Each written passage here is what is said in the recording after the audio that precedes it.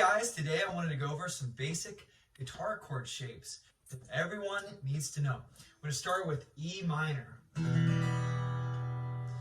What we're going to do is we're going to take our second finger and place it on the note B, which is second finger of the fifth string. Now we're going to take our third finger, or ring finger, and put it right below that so that they're both on the second fret, just like this, right below one another. So we have our second finger, our middle finger, on the second fret of the fifth string, and we have our third finger on the second fret of the fourth string. Now this is a root sixth string shape, so basically it's an open position chord, so that the root of the note is E, which is the sixth string. So now it's strummed out. Now the thing to remember is try to keep your fingers nice and curled, and then not too close to the fret here, which is sometimes referred to as a speed bump for younger players. But nice and curled, and then pick out each note individually to make sure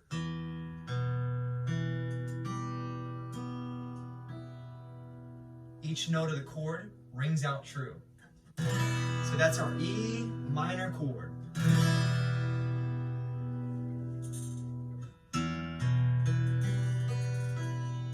E minor. Now we're going to work on A minor. Now it's the root of the chord is of course A for A minor, but we're using the fifth string, open fifth string. And then we're doing same basic shape as you were with E minor. We move everything down a string. So it's still second finger on the second fret, this time on the fourth string, which is the note E. And then we have the third finger on the second fret of the third string, which is A. And then we add our first finger on the first fret of the second string, which gives us the C, which gives us the quality of the chord, A minor.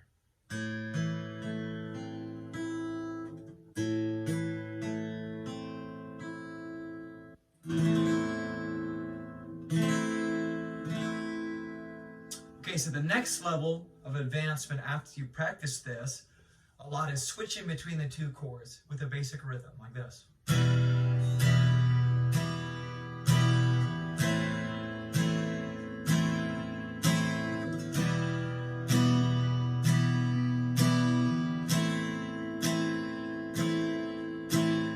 Just doing all down strokes, all downward motion with the pick. Now the other thing too I like to tell my students is think of the chord as you learn it as a unit. So that way you're not just trying to think about individual fingers that you have to move, because that takes up time of like trying to process. Think of it as a unit or a group that is moving together, and it creates a lot more speed. Eventually you'll go. Anyway, we're not there yet, but practice.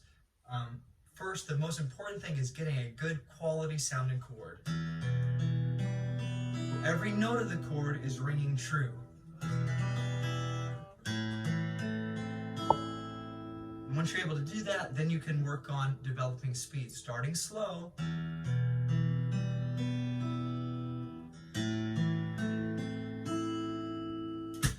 Practice that, E minor and A minor. Happy playing.